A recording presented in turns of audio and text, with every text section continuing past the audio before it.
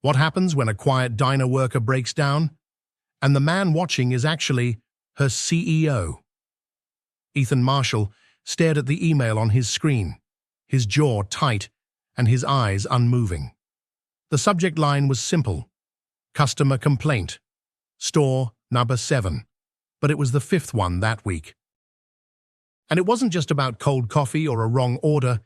It was about something deeper: sloppy service, unkind staff, a place that felt more like a factory than a friendly diner. He leaned back in his leather chair and exhaled through his nose. On the walls of his office were framed photographs of the early days. Ethan and his wife hand-painting the first menu board, the ribbon cutting at their original location, smiling faces of his first team who had believed in something more than food. Those images had always reminded him why he started Marshall's Family Diner in the first place. He had built this company with his own 2 hands. 13 locations now, each meant to carry the same promise: warm food, warm hearts. A place where truck drivers, teachers, tired mums, and lonely seniors could all sit down and feel like someone gave a damn. That had been the dream. But lately, the dream felt like it was slipping away. Ethan ran a hand down his face and turned toward the large windows overlooking the parking lot of his modest corporate office. Grey skies pressed low against the horizon. Fitting, he thought. His regional managers kept telling him everything was fine. Staff turnover was normal for the industry, they said. Customers were just more impatient these days. But Ethan wasn't buying it. Something in his gut-an instinct he'd learned to trust told him otherwise. He'd heard whispers from customers who sent messages directly to the website, from former employees who left without exit interviews. Even Linda Brooks, his assistant of 8 years, had casually mentioned that the tone of the stores felt less friendly lately. Ethan knew numbers, he could read reports, charts, graphs, but what he needed now wasn't more data. He needed truth. He stood from his desk and walked to the coat rack in the corner. The jacket he grabbed wasn't his usual blazer. It was a beat-up hoodie from his college days. He swapped his loafers for scuffed-up sneakers. He pulled a baseball cap low over his graying hair and added a pair of thick glasses.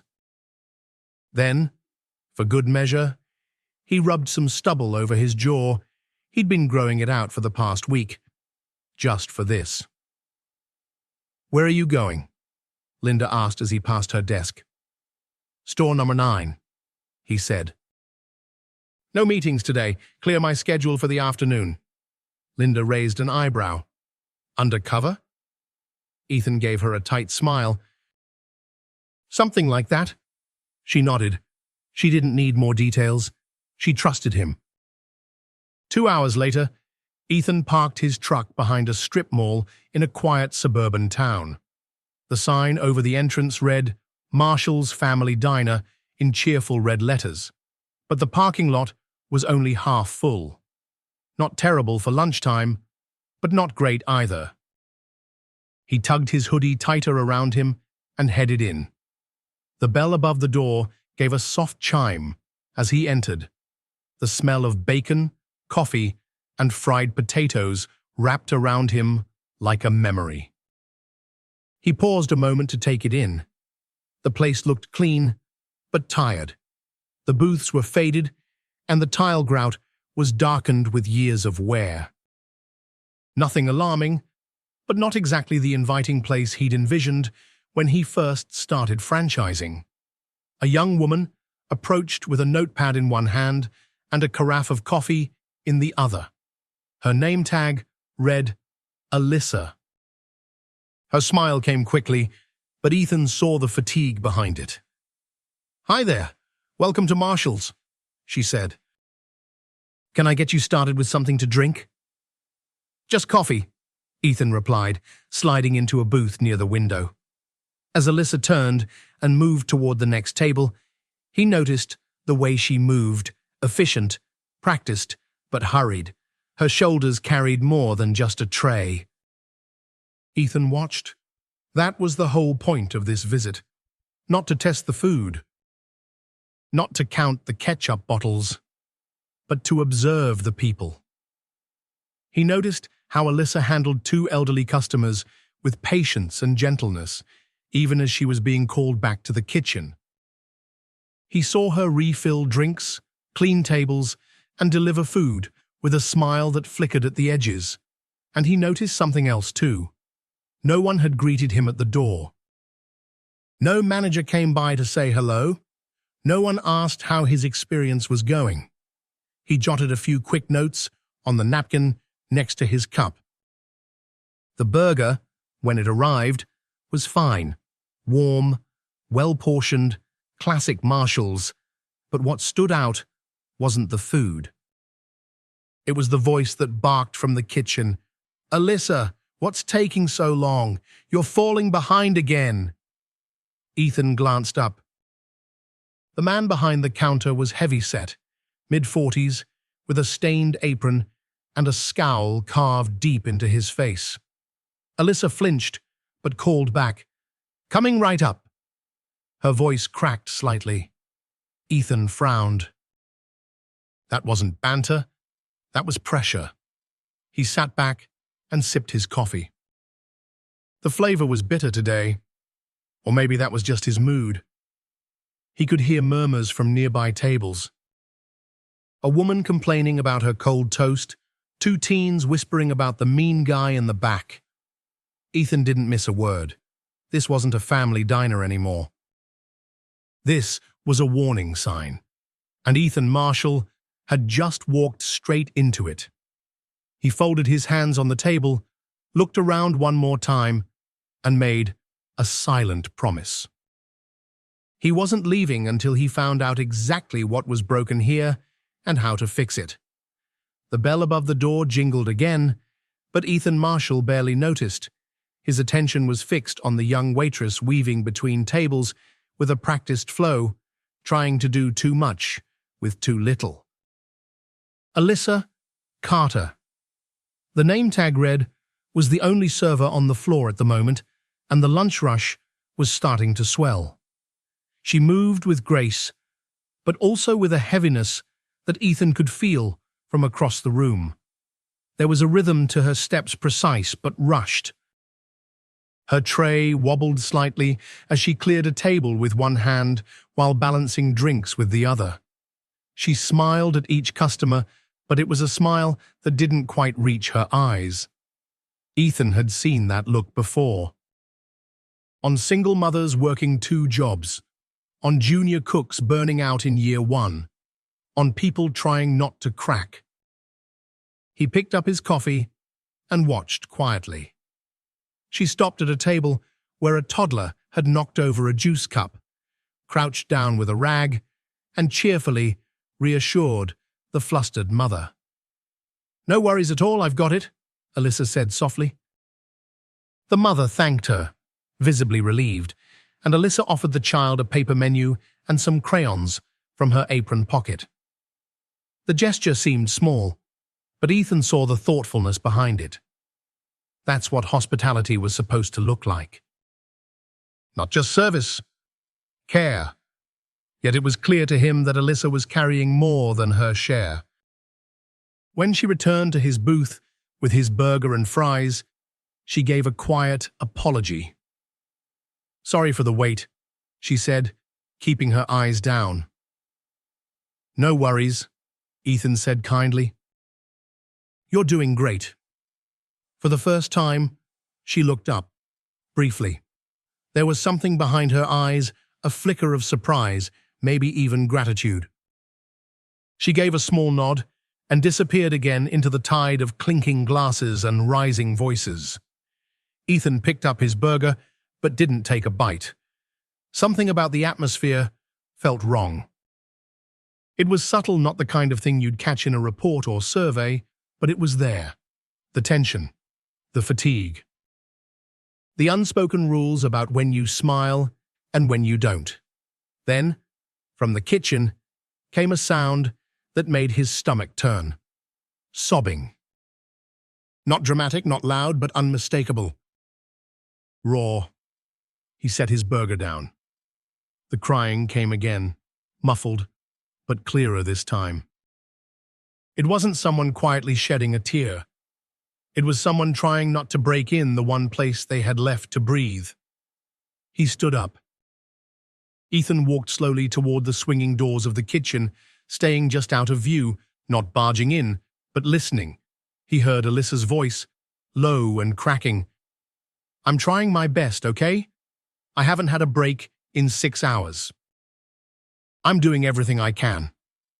A beat of silence, then came the harsh reply. Male. Cold, unmoved. "If you can't handle the pressure, maybe this isn't the job for you?" "We don't have time for excuses." Ethan clenched his jaw. He recognized the voice. It was the same man who'd barked at Alyssa earlier. The manager, Dennis Crowley. He'd later learn a man who apparently thought barking counted as leadership. Ethan had built his business on the belief that people mattered. That dignity and work were not mutually exclusive, that a restaurant, even a small-town diner, could be a place of purpose, not punishment. He pushed open the kitchen door quietly. The room smelled of grease and onions. 2 line cooks kept their heads down at the grill. In the corner, Alyssa stood with trembling hands, wiping her eyes on her sleeve. She tried to compose herself as Dennis stood over her with crossed arms and a hardened face. Neither of them noticed Ethan at first. "Is there a problem here?" Ethan asked, his voice calm but unmistakably serious. Dennis turned, startled. "Uno. Just a little miscommunication." Alyssa shook her head quickly, voice barely audible. "I'm sorry." Ethan looked at her gently, then back at Dennis. "She looks like she needs a break," he said. "Why don't you let her sit down for a few minutes?" Dennis scoffed. "We're short-staffed. There's no time for breaks during lunch rush." Ethan kept his tone even. There's always time to treat people with respect. A line cook shifted uncomfortably. Then another voice, softer, younger, chimed in from the prep station. "She's been going non-stop since her shift started," he said. "Hasn't even had water." The voice belonged to a wiry young man with a quiet demeanor. His name tag read Logan. He didn't look like he wanted attention, but he clearly couldn't stay silent. Dennis turned to him sharply. "Stay out of it, Logan. Focus on your station." Ethan narrowed his eyes. "And who makes sure your team can focus, Dennis?" "Because from where I'm standing, the problem isn't the staff. It's how they're being treated." The kitchen fell silent. Dennis's expression faltered. "Look, I'm just doing my job. If people can't handle it, that's not on me." Ethan looked at Alyssa, then back at him. "We'll see about that." He walked over to Alyssa, his voice soft now. "Take 5, he said. "You've earned it." Dennis looked like he was about to protest, but Ethan raised a hand, not with anger, but finality. "She's taking a break. Now." Alyssa hesitated. Her hands trembled. She glanced between Ethan and Dennis, then nodded slowly and stepped outside the kitchen. Ethan watched her go, then turned back to Dennis. "You've had your say," he said quietly. "Now it's time I do some listening." And for the first time, Dennis Crowley looked unsure of himself. The kitchen door swung shut behind Alyssa, leaving Ethan standing there, face to face with a moment he didn't expect would come so quickly. He had planned to observe quietly for a few days, gather insight, and slowly piece together the cracks in the foundation. But now, just an hour into his visit, the damage was right in front of him, and it was deeper than he feared. Dennis Crowley stood stiff, arms folded tight across his chest, jaw working like he had something to say, but didn't know how to say it. The two line cooks stayed frozen at their stations, pretending to focus on the grill and prep area, but Ethan could feel their unease like static in the air. No one in that kitchen was comfortable. No one felt safe to speak. Ethan let the silence settle just long enough for the weight of it to be felt, then gave a slow nod and turned to walk out of the kitchen. He needed to see more. Back at his booth, his burger had gone cold, but that hardly mattered now. He slid back into his seat, watching Alyssa move slowly between tables. She had returned to work already, likely too afraid to stay on break for long. Her posture was tighter now. Her smile had faded entirely, but still, she served. Ethan's eyes moved around the dining room. The customers hadn't seen what happened in the back, but many of them didn't look pleased either. There was a stiffness in the way they stirred their coffee, the impatience behind glances toward the kitchen. He overheard a family at the next booth quietly complaining that their meal had taken too long. A teenage girl, 2 tables down, whispered to her friend about how rude that guy in the apron was to their waitress earlier. This wasn't just a kitchen problem, this was the whole floor. Ethan had always believed that the energy of a team started from the top. When a manager led with care, the staff felt supported, and the customers felt that energy in every smile and every plate of food. But when leadership ruled by fear, the results were exactly what he was seeing now. Tense staff, unhappy customers, and a place that felt more like survival than service. He reached into his hoodie pocket and pulled out a small notebook. Flipping it open, he began jotting notes in tight, controlled handwriting. Alyssa's interaction. Calm, kind, yet clearly exhausted. Dennis. Aggressive, dismissive, no staff engagement. Customer complaints heard firsthand. No assistant manager visible. Logan spoke up potential ally. Overall energy. Strained, reactive, defensive. As he wrote, he glanced back toward the kitchen. Dennis had resumed his position near the window, arms still crossed, watching the dining room with narrowed eyes like he was daring someone else to speak out. Logan moved quietly in the background, prepping trays and taking short glances toward Alyssa. There was a loyalty there, Ethan noted. Something unspoken, but genuine. Alyssa and Logan weren't just co-workers, they had each other's backs. In a place where no one else seemed to care, that mattered more than anything. When Alyssa passed by his booth to refill a glass at the next table, Ethan stopped her gently. "Can I get the check?" he asked with a light tone, trying not to startle her. She blinked and nodded. "Of course. Be right back." She returned a moment later with the bill and a receipt, still avoiding eye contact. "Thanks for stopping by," she murmured. "Sorry again about earlier." Ethan shook his head and slipped a 20 into the billfold. "No need to apologize. You're doing great." She paused, then glanced up at him for a second. It wasn't much, but it was something. A small flicker of acknowledgement, of connection, before she turned and moved on to the next table. Ethan stood, pulled his jacket from the back of the booth, and headed toward the door. But he stopped just before exiting and turned to take one last look at the diner. Alyssa was pouring coffee for an elderly woman at the counter, nodding politely. Logan was still at the grill, wiping down a surface that didn't need wiping, probably just to stay busy. And Dennis? Dennis was shouting something toward the prep line, his voice rising just enough to make 2 customers look over. Ethan reached into his back pocket and pulled out his phone. He dialed quickly. "Linda," he said, when his assistant picked up. "I need you to clear my schedule for tomorrow." "Everything?"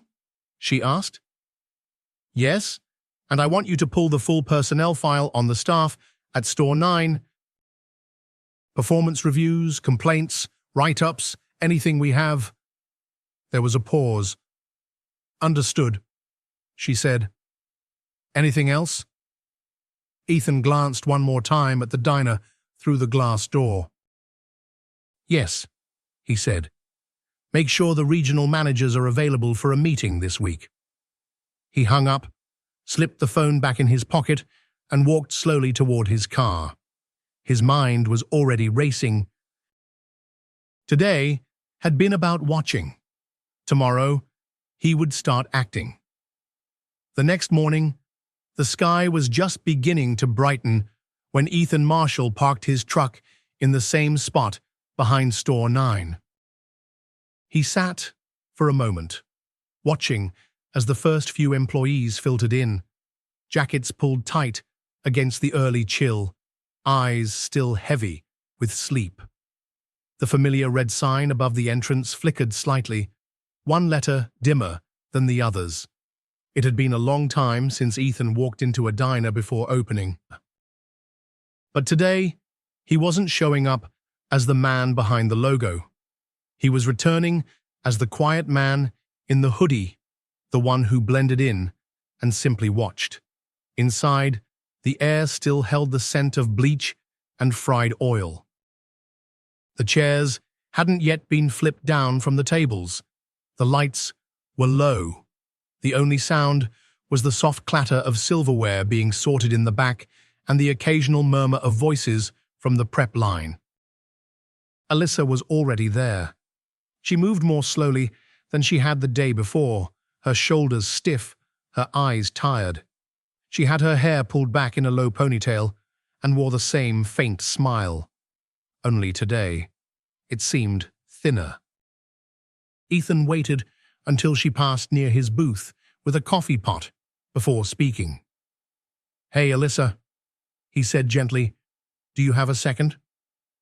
She glanced at him with surprise, then immediately looked around the room, scanning for Dennis or any sign of trouble. "I can talk," she said, "but I can't be long. We're short-staffed again." "I won't keep you," Ethan promised. He lowered his voice. "I just wanted to ask, how long have you been working here?" Her eyebrows drew together, clearly caught off guard. 8 months, she replied slowly. "Why?" "You seem like you carry a lot of weight here, like the whole place depends on you." Alyssa laughed quietly, but it wasn't the joyful kind, more like the kind that filled the space where frustration lived. "I guess it feels that way sometimes," she said. "It's not always this bad. But when it gets hectic, well, we just deal with it." She paused, her eyes flicking to the kitchen door. "It's not the customers, really, it's—" She stopped herself, bit her bottom lip. "It's Dennis, isn't it?" Ethan asked gently. She looked up at him, startled, then quickly dropped her gaze again. Her voice dropped to barely above a whisper. "I shouldn't say anything." "You don't have to," Ethan said softly. "I'm just trying to understand what it's really like here." There was a pause, and then a small sigh escaped her. "It's everything," she said. "We're always short-handed, and when things start to fall apart, he makes it worse. I know he's under pressure too, but it always ends up on us.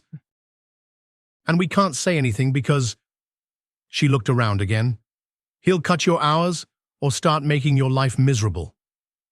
Ethan nodded. He had seen that pattern before, in places where people in power operated like small-time tyrants, protected by their titles and everyone else's fear.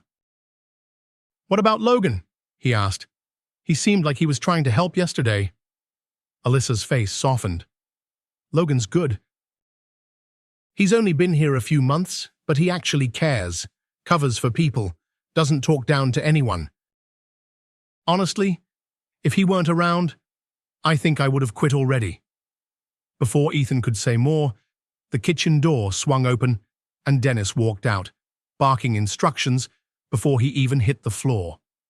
Alyssa stiffened and excused herself, hurrying off to refill a table's coffee. Dennis didn't even glance at Ethan as he passed, though Ethan noticed his voice carried more bite than direction. Ethan stayed seated, watching everything unfold. Logan appeared a few minutes later, carrying a tray of diced vegetables. He moved past Ethan, offering a polite nod.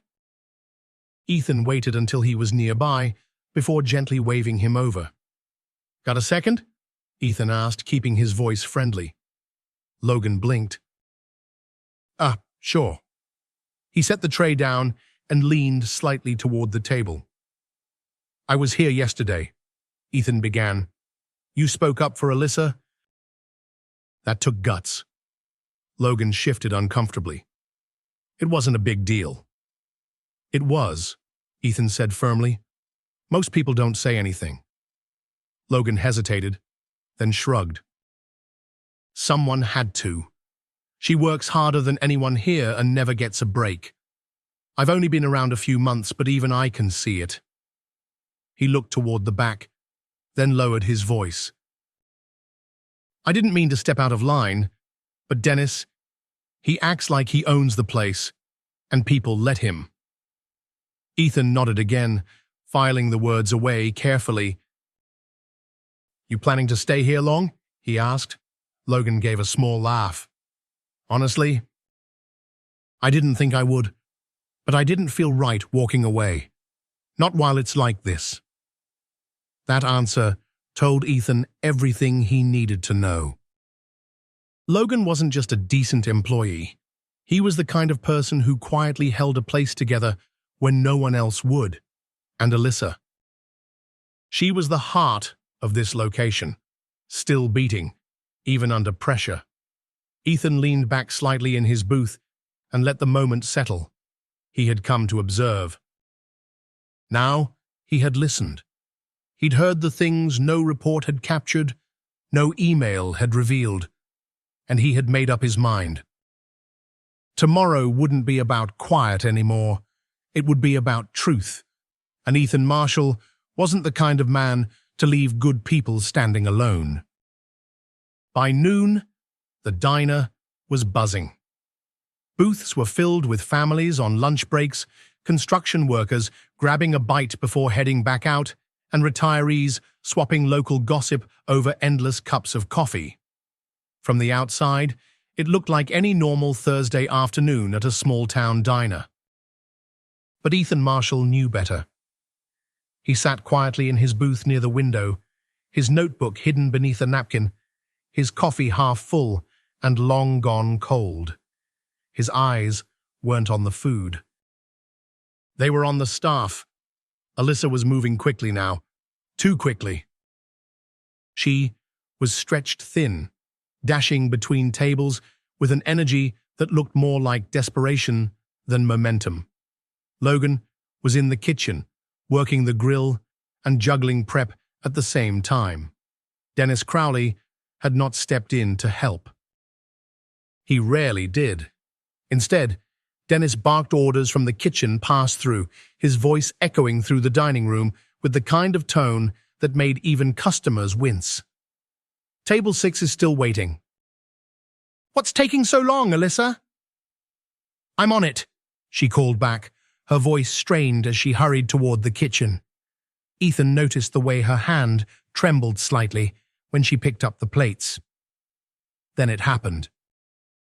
At a corner booth, an older man in a red flannel shirt waved Alyssa over. His eggs were too dry, he said, his toast too cold. Alyssa, despite everything, responded with a polite tone and sincere apology. "I'm so sorry about that. I can have the kitchen remake it for you right away." But the man didn't let it go. "Why don't you just do your job right the first time?" he muttered, shaking his head. Alyssa's face flushed red. She stiffened, but kept her voice steady. "I understand. I'll get it fixed for you." Before she could step away, Dennis stormed out from the kitchen, his face red, his fists clenched. He marched straight toward Alyssa and the booth, ignoring the startled stares of the surrounding tables. "What's the problem here?" he snapped. The customer raised his hands, surprised. "It's fine. She's handling it." Dennis turned his fire toward Alyssa anyway. "How many times do I have to tell you to check the plates before they leave the kitchen? This is basic stuff." The room fell quiet. Customers paused mid-bite. Logan peeked out from behind the kitchen door, tongs in hand, frozen in place. Alyssa stood still, staring at the floor, her shoulders drawn up like she was bracing for impact. Ethan stood. The sound of his chair scraping against the tile echoed like thunder in the silence. Every head in the room turned. "That's enough," Ethan said, his voice steady and low, but carrying an unmistakable authority. Dennis spun around, his face twisting with annoyance. "And who the hell do you think you are?" he barked. Ethan didn't respond right away. He reached into his hoodie pocket and pulled out a slim leather wallet. From it, he removed a small ID card and flipped it open, holding it just high enough for Dennis and the others to see. "My name is Ethan Marshall," he said calmly. "I own this diner. And 12 more just like it." Alyssa's breath caught. Logan stepped fully into the doorway, mouth slightly open. Even the older man in the flannel stopped chewing. Dennis's expression drained of color, then turned a deep red. I didn't realize." "No," Ethan interrupted. "You didn't. Because if you had, you would never have spoken to her like that, or any of your team, or our customers." Dennis opened his mouth, but Ethan held up a hand. "Save it." Then, turning to Alyssa, his voice softened. "Are you all right?" She nodded barely. "Go ahead and take a moment," Ethan said gently. "We'll handle it from here." Dennis stepped forward, his voice shaking now. "I think we should talk in the back." Ethan nodded once. "We will." He looked to Logan, who was now standing in the doorway beside a cook. "Can you hold things down out here?" Logan nodded, more confident than before. "Absolutely." Ethan followed Dennis toward the back hallway, but not before turning to Alyssa one more time. "I won't let this slide," he said. And he meant it. In the office, the door clicked shut behind them. The walls were thin, but the room felt insulated from the eyes watching outside. Ethan stood still for a moment, letting the weight of the silence press in. Then he faced Dennis. "Do you have any idea how far out of line you've been?" Dennis started to speak, but Ethan cut him off with a single glance. "You've turned this place into a minefield," Ethan said. "People are afraid to speak, afraid to breathe. That's not leadership. That's failure." Dennis stammered, "I can do better. You're done." The words were final. "No anger, just truth. I'm letting you go." "Effective immediately." Dennis's face collapsed.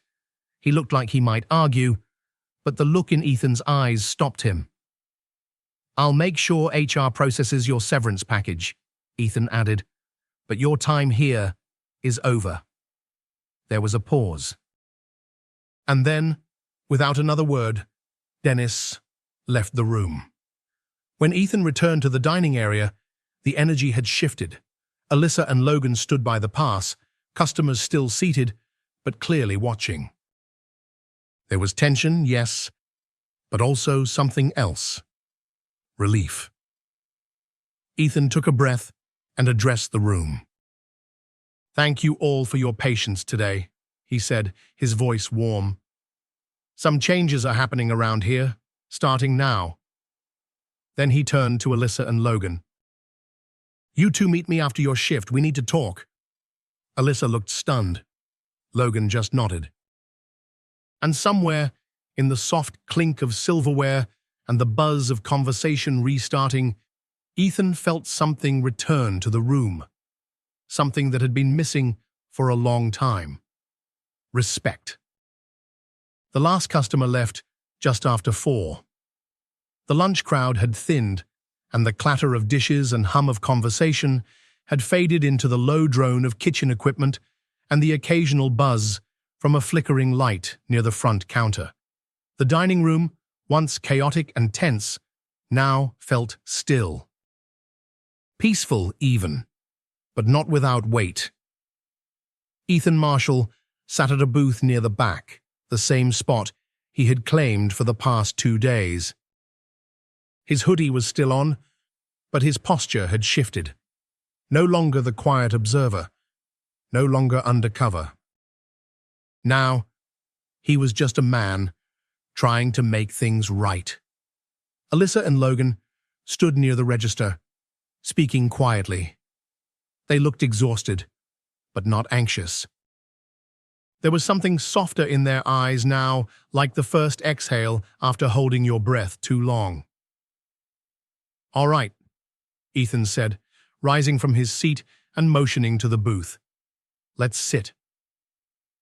They approached slowly. Alyssa slid in first, folding her hands in her lap. Logan followed, his apron still dusted with flour and bits of onion skin. Both of them looked unsure, like they were bracing for a kind of conversation they weren't used to having. Ethan leaned forward, resting his arms on the table. First, he said, I want to thank you both. Today wasn't easy. Yesterday wasn't either. But you handled yourselves with patience, professionalism, and a level of care that goes far beyond what's expected. They didn't respond right away. Alyssa looked toward the window while Logan studied a crease in the vinyl seat. I didn't know things had gotten this bad, Ethan continued. And that's on me. Somewhere along the way, I trusted reports and spreadsheets more than the people actually working the floor. That changes now. Alyssa turned back to him, her voice quiet. It's not all bad. I mean, I've worked worse jobs. But sometimes, it feels like we're just trying to stay afloat, like no one really sees us. Ethan nodded, letting her words hang for a moment. I do now, he said. She looked down quickly, brushing a stray hair behind her ear. Logan spoke next, his voice steadier than before. I didn't think I'd stay here long when I started. It was just supposed to be temporary, but then I saw how hard she worked, how nobody stood up for her. I couldn't just walk away. Ethan felt a familiar ache in his chest. That was the kind of loyalty he had built this company on. And somehow, people like Logan were still carrying that weight, even when he hadn't been around to notice. You both deserve better, Ethan said. Not just better hours or better pay, though we'll get to that, but better leadership, a better environment. A place that doesn't just talk about being a family diner, but actually treats its people like family. Alyssa smiled faintly at that. It was the first time all day her expression looked close to real. Ethan leaned back slightly, giving them space to speak. Tell me, he said, what would make this place feel like somewhere you'd be proud to stay? What would help? They exchanged a glance. Alyssa spoke first. We need more help. We're constantly short-staffed. And when things go wrong, we're the ones blamed for it. It's exhausting, Logan added. And the schedule changes without notice. Sometimes people don't know they're working until the night before. Ethan nodded, taking mental notes. What about breaks? He asked. Alyssa laughed softly. What breaks? That answer didn't surprise him, but it stung nonetheless. And the pay? They both hesitated. It's not great, Logan said, but most of us stay because we like the customers and because we don't want to leave each other hanging. Ethan folded his hands together. All right, he said, here's what's going to happen. Starting tomorrow, I'll be back here for a while. I want to oversee the transition personally. No more throwing people into the fire and hoping they swim. We're going to rebuild this place the right way. Alyssa blinked. You're staying? Here? Ethan smiled. For as long as it takes. Logan leaned forward slightly. What about a new manager? I'm working on that. Someone who knows how to lead without yelling. Someone who listens. He let that hang for a moment, then added, in the meantime, I want you both to feel safe speaking up. If something's not right, I want to know. Alyssa looked at him carefully. People don't usually say that, she said, and when they do, they don't mean it. I do, Ethan replied. She nodded slowly. And one more thing, he added. I'm not here to make speeches. I'm here to show you. So tomorrow, we'll start fixing the schedule, adjusting staffing, and yes, you're both getting raises. Alyssa's eyes widened. Seriously? Seriously, Ethan said. And we'll also be starting a bonus program for the team. I want good work to be recognized, not just by me, but by the company. For a moment, no one spoke. Then Logan exhaled, a long, relieved breath that felt like it had been waiting months to escape. Thank you, he said quietly. Ethan offered a small nod. You've both earned it. Outside, the sun was starting to dip. The sky over the diner glowed in soft amber tones. Alyssa and Logan stood from the booth, still unsure of what tomorrow would look like, but for the first time in a long time, they looked forward to it. And Ethan? He sat there just a moment longer, letting the silence settle in. It wasn't heavy anymore. It felt like a beginning. Over the next 2 weeks, Store 9 became the center of Ethan Marshall's world. He was there each morning before the doors opened, helping the team prep the dining room and go over the schedule. He stayed through lunch, wiping down booths and bussing tables if needed. He didn't wear a name tag, and he never asked anyone to call him Mr. Marshall. To the customers, he was just another face in the diner. But to the staff, he became something else entirely. He was visible, he was present, and most importantly, he was listening. Logan picked up on it first. It was the small things. The way Ethan checked in at the start of every shift, not with an order, but a simple, "How's today feel so far?" The way he asked for feedback at the end of the night, jotting down notes as though every suggestion mattered. Alyssa noticed it too. She found herself standing a little taller, her voice a little more confident when speaking with customers. It wasn't that the work had gotten easier overnight, far from it, but for the first time in months, she felt like she wasn't alone in the struggle. Ethan kept his word. He worked with Linda to revise the store's scheduling process. Gone were the last-minute changes and overlapping shifts. A new online schedule system was rolled out, giving everyone at least a week's notice, and it stuck. Staff began showing up on time more consistently, and call-outs dropped. He also fast-tracked hiring. 3 new team members joined within a week, 2 part-time servers and a new dishwasher who was recently laid off from a nearby diner that had closed. Ethan took the time to interview each one personally. He didn't ask about experience first, he asked about attitude, about how they worked with others, about what they valued in a workplace. But the biggest change came with the arrival of Tracy Morgan. the new store manager. Tracy was a woman in her early 50s with short silver hair and a steady gaze. She had spent over 2 decades in hospitality management and came highly recommended not just for her skills, but for the respect she commanded quietly wherever she went. On her first day, she didn't walk in and give a speech. Instead, she shadowed every member of the team, asking what made their jobs easier and what made them harder. She listened more than she spoke. By the end of her second week, even the most skeptical employee had softened. She didn't bark orders, she gave direction, she didn't criticize. She coached, and when she praised someone, she meant it. Alyssa, who had been afraid to breathe too loudly in the kitchen just a few weeks earlier, found herself laughing with Tracy over shared stories from past restaurant chaos.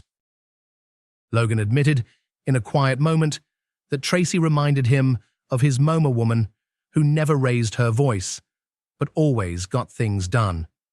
And Ethan? He stepped back just enough. He didn't disappear into his office again, though. Instead, he shifted into support. He visited every other day, not to micromanage, but to stay connected. He reviewed reports, spoke with customers, and every now and then tied on an apron just to refill coffee when the team got slammed. The effect was noticeable. Customers began commenting on the energy shift. Regulars who had stopped coming in drifted back in one by one. A woman who had once walked out after waiting too long for service returned with her grandchildren and left a generous tip. One trucker, who'd been stopping by for years, told Ethan bluntly, "Whatever you did, keep doing it. This place feels like home again." But Ethan didn't just measure success in tips or table turns. He measured it in faces. He saw Alyssa, who no longer flinched at the kitchen door, who now greeted guests with a smile that looked real, not rehearsed. He saw Logan, training one of the new hires, using gentle humor and quiet encouragement that mirrored Tracy's style. He saw Tracy bringing calm to the chaos without ever once raising her voice. Late one evening, after the chairs were flipped and the lights dimmed, Ethan stood in the middle of the dining room, hands in his pockets. Tracy joined him, holding a clipboard. "You know," she said, "it's rare. For someone like you to come back and rebuild from the floor up, most folks at the top would have just fired someone and sent out a company-wide memo." Ethan looked around the room. "I used to think a memo was enough." She nodded, smiling. "Now you know better." "I do," he said. "I let too much go unseen." "Well," she said, "you're seeing it now." Outside, the sky was turning lavender. Another day done. Ethan turned back toward the kitchen, where the last of the staff were clocking out, chatting as they pulled on jackets and gathered their things. There was laughter now, small and unforced. And for the first time in a long time, Ethan didn't feel like a CEO. He felt like part of the team again. By the end of the third week, the change at Store 9 wasn't just noticeable, it was undeniable. You could feel it in the air. Gone was the tension that used to cling to every shift like a storm cloud. Gone were the quick glances over shoulders, the nervous flinches when orders came out late, and the heavy silences that filled the spaces between conversations. In its place was something lighter. Not perfect, no, but better. Warmer. And it started with the little things. When customers walked in, they were now greeted within seconds. Not just with words, but with genuine smiles that no longer looked like masks. The coffee flowed without delay. Plates arrived hot, fresh, and plated with care. Alyssa had even begun folding napkins into little fans when she had a few minutes between tables. No one told her to do that. She just liked the way it looked. Logan, meanwhile, had taken it upon himself to prep an extra half-hour early each day, making sure the kitchen never fell behind. Tracy noticed, of course, and quietly added an extra line on his next check for the extra time. She didn't announce it. She just handed him the envelope and gave him a knowing smile. Customers were noticing too. There was a woman, maybe in her 60s, who came in every Thursday for lunch. She used to sit in silence, eating quickly and leaving without much eye contact, but now she lingered. She asked Alyssa about the day's soup. She chatted with Logan when he brought out her plate. One afternoon, she brought in a newspaper clipping about the diner's reopening efforts and left it on the counter with a sticky note that simply read, "Proud of you all." Ethan kept that note in his wallet. One Tuesday afternoon, a small group of high school students came in after baseball practice. They were loud and hungry, full of energy and laughter, the kind of group that used to draw eye rolls and tension from the staff. But this time, they were welcomed with high fives and jokes. Logan tossed them extra fries. Alyssa got their drink orders without writing a thing down and didn't get a single one wrong. When they left, one of them turned back at the door and said, "This place is cool again." That sentence stuck with Ethan more than he expected. He still visited almost daily. Not every hour like before, but enough to stay grounded. He no longer wore the hoodie and glasses. The staff knew who he was, and so did most of the regulars. But that didn't mean he stopped doing the little things. He wiped counters. He helped Tracy count out the drawer at closing. He took out the trash one night when the dishwasher called out sick. He did it, not because he needed to, but because he wanted to. Because it reminded him of who he had been before the titles and the board meetings, before expansion took over the dream. One quiet evening, just before sunset, Ethan stepped outside with a cup of coffee and leaned against the side of the building. The air was cool, and the light turned everything gold. Through the large front windows, he could see Alyssa laughing with two elderly customers, their teacups clinking gently as she refreshed the pot. Logan leaned against the counter, catching his breath after the rush, and Tracy sat in the back booth, filling out the schedule on her clipboard. Ethan took a long sip of coffee and closed his eyes. He had been here for nearly a month now, long enough to watch the bruises fade from a culture that had been beaten down. Long enough to see how resilient people could be when they were finally given room to breathe.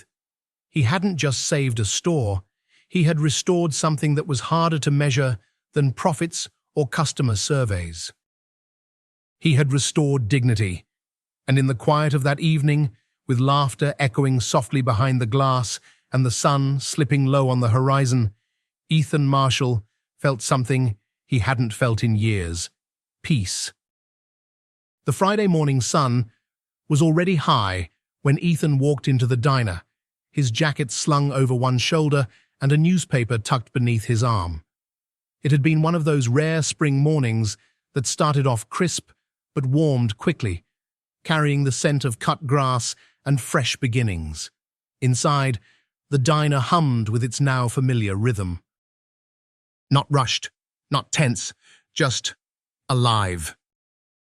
Alyssa was already on the floor, pouring coffee for a pair of construction workers at the counter.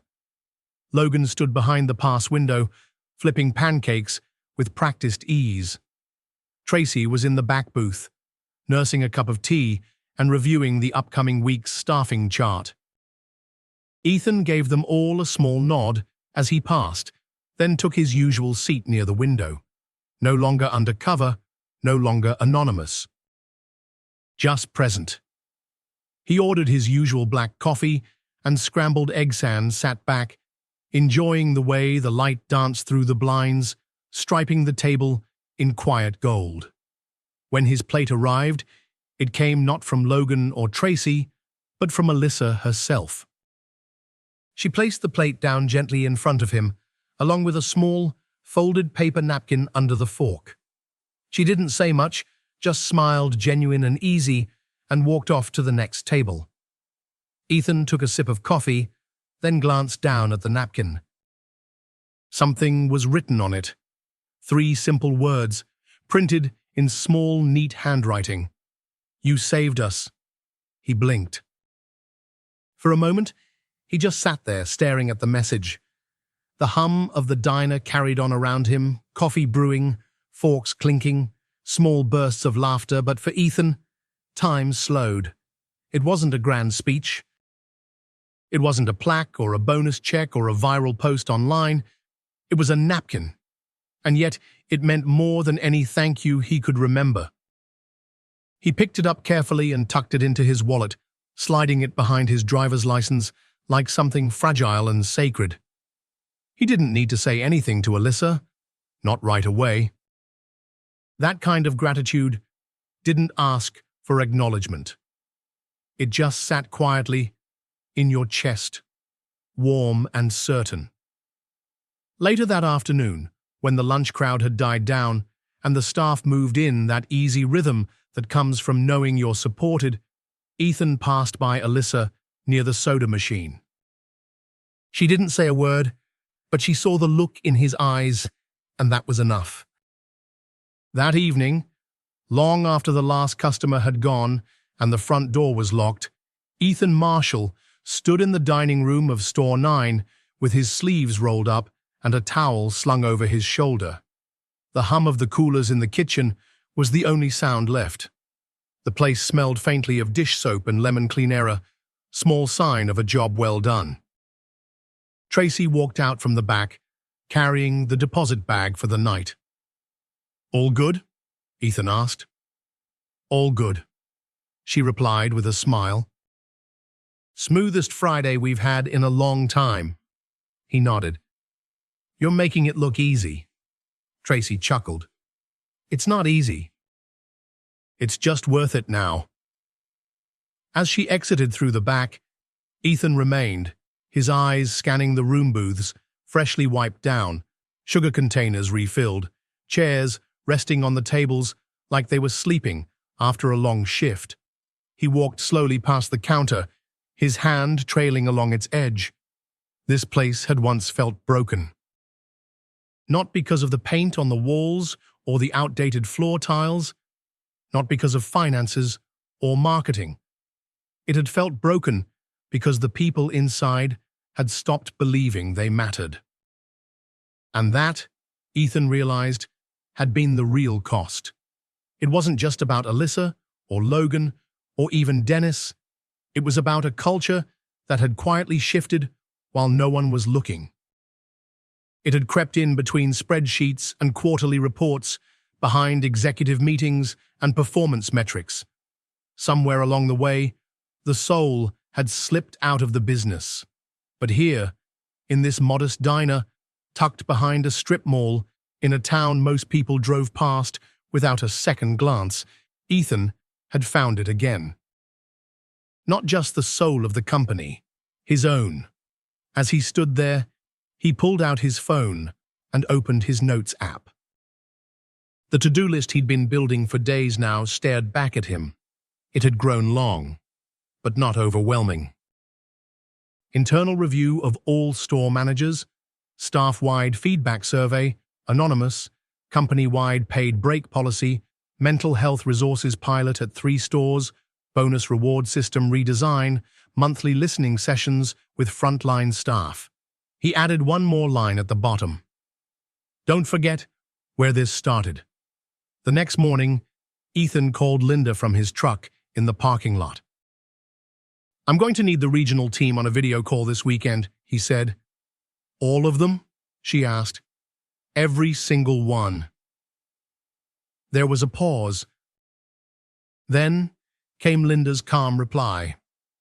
Understood. As he hung up, Ethan watched as Alyssa pulled into the lot, waving to Logan as he got out of his old sedan.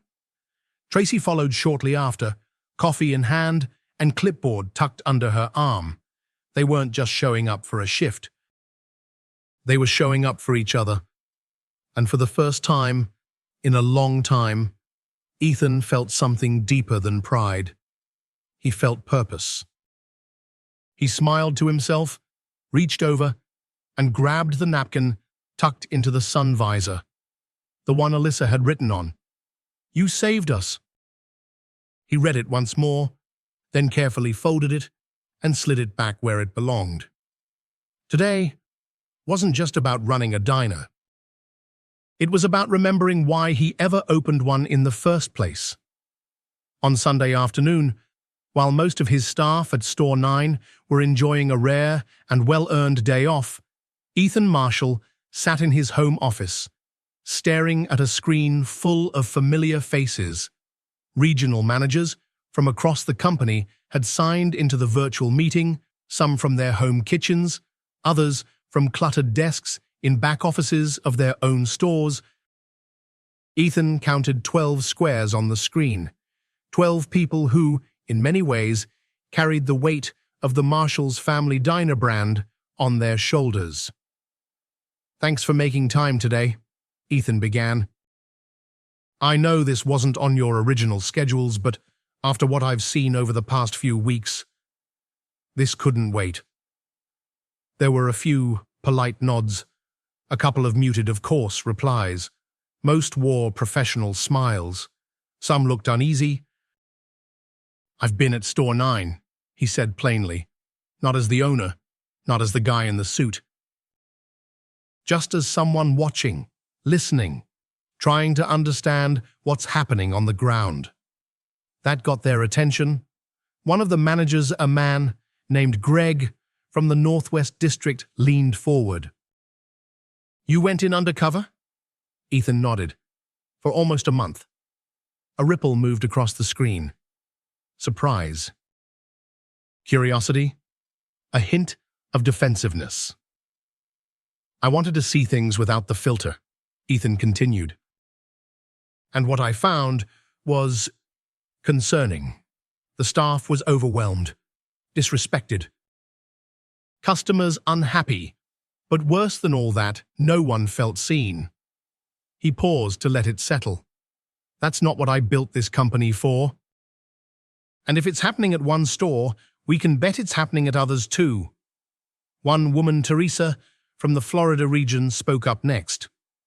"I appreciate you being out there, Ethan, but we've been operating under serious labor shortages. Everyone's doing the best they can with what they've got." "I understand," Ethan said, nodding, "and I'm not here to point fingers. This isn't about blame. It's about building something better together." He clicked a button and shared his screen, revealing a short list of changes. Company-wide priorities, protected staff break times, flexible scheduling software rollout, leadership training focused on empathy, anonymous feedback system for employees, manager check-ins to be measured by staff input, not just sales. "This is where we begin," he said. "I'm not asking for miracles overnight. I'm asking for buy-in." Greg spoke again, slower this time. "But what if we lose some of the tougher managers? The ones who hit targets, but don't sugarcoat anything?" Ethan looked directly into the camera. "Then maybe those targets aren't worth the cost." Silence. And then one by one, the managers began nodding. Some still looked hesitant. Change was always uncomfortable, especially in a business where margins were tight and demands constant. But others, like Teresa and Javier from the Midwest, leaned in. "This could actually help retention," Javier said. "We're burning through new hires like firewood." "Morale's been slipping for months," Teresa added. "Maybe this is what we needed." Ethan didn't smile. Not yet. This wasn't about celebration. It was about recalibration. "Here's what I'm going to do," he said. "Each of you will get a budget for temporary staffing and support, enough to cover when people need breaks or when stores are short. I'll also be sending out a toolkit for implementation, and I'll expect a progress call in 30 days. He looked across the screen, into each face. "And I'll be visiting stores, not just as an executive. As a teammate, so will others on the leadership team, not to police. To connect. One final thing," Ethan added, in a softer tone. "If you're in this just to hit numbers, I respect your honesty. But I need people who believe in the people. Because if we lose that, we lose everything." He ended the call, not with a closing statement, but with a simple thank you.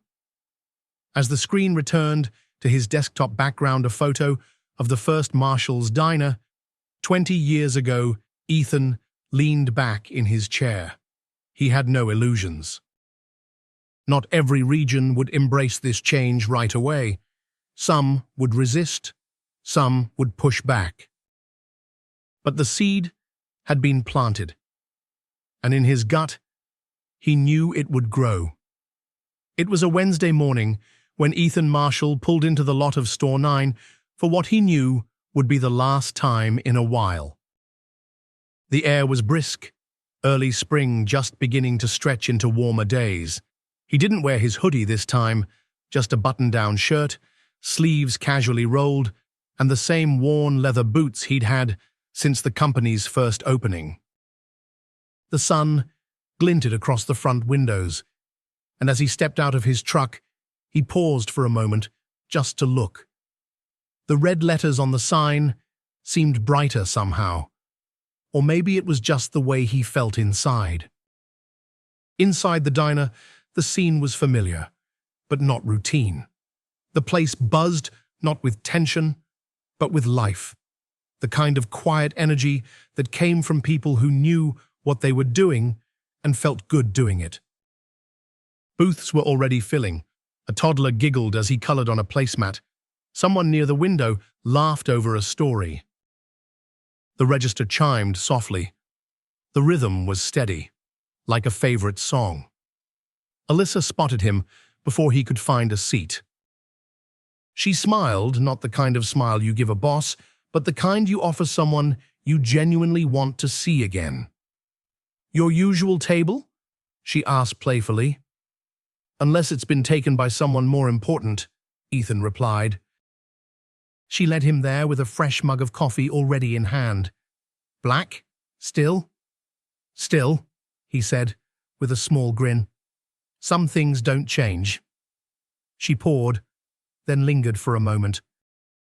Not because she had to, just because. "I heard about the meeting," she said quietly. "With the regional managers." "You've got good ears." She shrugged. "Logan might have mentioned it, proudly." Ethan took a sip. "He should be proud. You both should."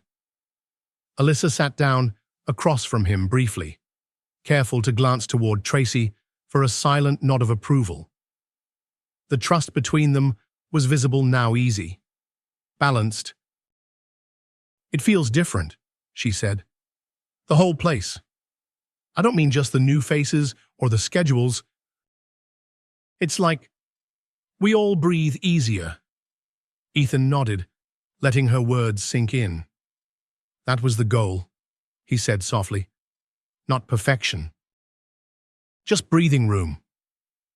They sat for a few moments in comfortable silence. It wasn't something he got much of in his day-to-day, but here, in this diner, it came naturally. When Alyssa stood to return to her tables, she paused, hand resting lightly on the edge of the booth. "You know, I almost quit," she said, eyes fixed on a point in the distance. "That week before you showed up, I'd had enough. I was going to walk out at the end of my shift and never come back." Ethan looked up, eyebrows raised slightly. "But then I thought, What if this place could still be what it used to be? And now somehow, it's better than that. She didn't wait for him to respond. She gave him one last smile and turned back to the dining room. Logan waved from behind the kitchen window. Tracy gave him a nod of quiet approval. And Ethan sat there, finishing his coffee, watching the team he once almost lost now stronger, more connected, and more alive than ever. He left a generous tip beneath the mug, not because he was expected to, but because it felt right. Then he stepped outside, pausing one last time to look at the sign. He didn't take a photo. He didn't make a speech. He simply whispered, "Thank you," under his breath, then walked back to his truck. It had started with a quiet visit, a broken system, and a waitress on the edge of walking away. Now, it was something better, something worth coming back to. In a world where businesses often chase numbers over names, this story reminds us of something timeless. Leadership begins with listening. Ethan Marshall didn't fix his company with policies or promotions. He fixed it by showing up and by seeing the people others had overlooked. For older Americans who've seen decades of change, perhaps the greatest lesson here is one we've known all along. Respect is not a perk. It is a right. A quiet waitress, a young line cook, a forgotten diner. None of them asked for miracles. They only needed someone to notice. And when someone finally did, everything began to change. It is a powerful reminder that dignity at work and in life isn't about position. It is about presence. Whether you are managing a team or simply passing through someone's day, how you treat others matters, especially when no one is watching. In the end, real change rarely starts with big announcements. It begins when one person dares to care enough to ask, "How are you really doing?" and then stays long enough to hear the answer.